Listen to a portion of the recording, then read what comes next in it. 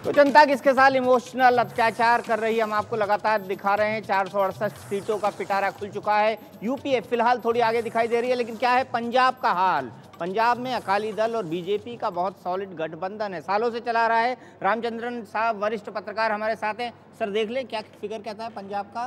कांग्रेस आ रहा है 4 पे, बीजेपी अकाली दल 9 पे। ऐसा लगता है या बदलेगा, क्योंकि अकाली ने काफ़ी सरकार चला ली है वहाँ पर?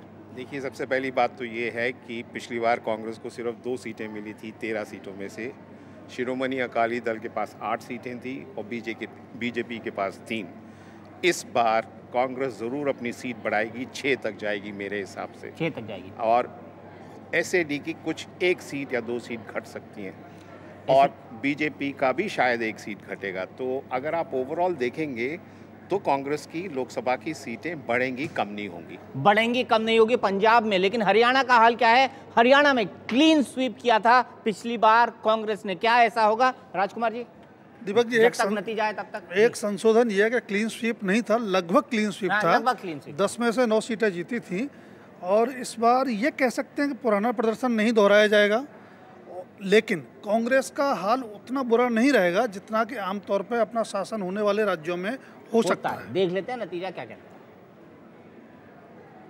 कांग्रेस चली गई 5 पे, बीजेपी 3 पर, और जब 2 पर है मोर्चा, यानी जो तीसरे मोर्चे बीएसपी एक और कुलदीप हरियाणा जनहित कांग्रेस। हरियाणा जनहित कांग्रेस। हाँ, तो मुझे लगता है मोटे तौर पर ये जो ओपिनियन पोल अपना आ रहा है वो लगभग ठीक है। अगर सीटों का हेरफेर हुआ तो कांग्रेस की 5 से घट के 4 रह सकती हैं और जो बीजेपी वाला अलायंस है, जिसको बीजेपी और आईएनएलडी की 3 सीटें हम दिखा रहे हैं, उनमें शायद 1 सीट कोई बढ़ सकती है, मतलब 19-20 हो सकता है। ये डिपेंड करेगा कैंडिडेट्स के सिलेक्शन पर। लेकिन दिल्ली क्या कहता है? दिल्ली देश का दिल, देश की राजधानी। सोनी सागवान 20 साल से दिल्ली की पत्रकारिता कर रही हैं। सोनी, क्या होगा? शीला दीक्षित को दर्शक, हमारे वोटर बोलेंगे जब वी मेट? देखिए जिस तरह नगाड़ा बजेगा, बिल्कुल जोर से बजेगा, डंके पे बजेगा। क्योंकि आप देखिएगा कि जिस तरह से कांग्रेस ने 6 के 6 सिटिंग एमपीज़ को दोबारा रिपीट किया है, इसी से उनका कॉन्फिडेंस लेवल पता चलता है। अगर उनको थोड़ा सा भी डाउट होता तो शायद वो सीटों में फेरबदल करते। बीजेपी की तरफ से जिस तरह से उन्होंने सीटें अनाउंस की हैं, जो प्रवेश वर्मा थे जो कि काफ़ी स्ट्रॉन्ग कैंडिडेट थे, उनको नाराज़ करके, आरती मेहरा जो खुद भी काफ़ी स्ट्रॉन्ग कैंडिडेट थी, उनको भी उन्होंने टिकट ना देके काफ़ी उन्होंने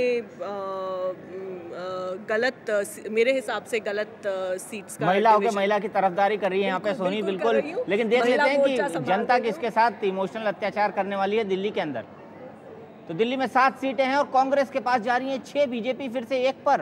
होगा ऐसा? बिल्कुल ऐसा ही होगा, बल्कि मैं तो कहती हूँ कि साथ की साथ भी कांग्रेस को जा सकती है, क्योंकि बीजेपी में जिस तरह से इनफाइटिंग का माहौल बना हुआ है इस वक्त में, उसमें काफ़ी नुकसान उनको मिल रहा है। तो चलिए, भारतीय झगड़ालू पार्टी एक दिन हमने कहा था, और सोनी भी हमारे नाम से फिलहाल सहमत है। थोड़ी देर में जानेंगे क्या होगा देश का हाल।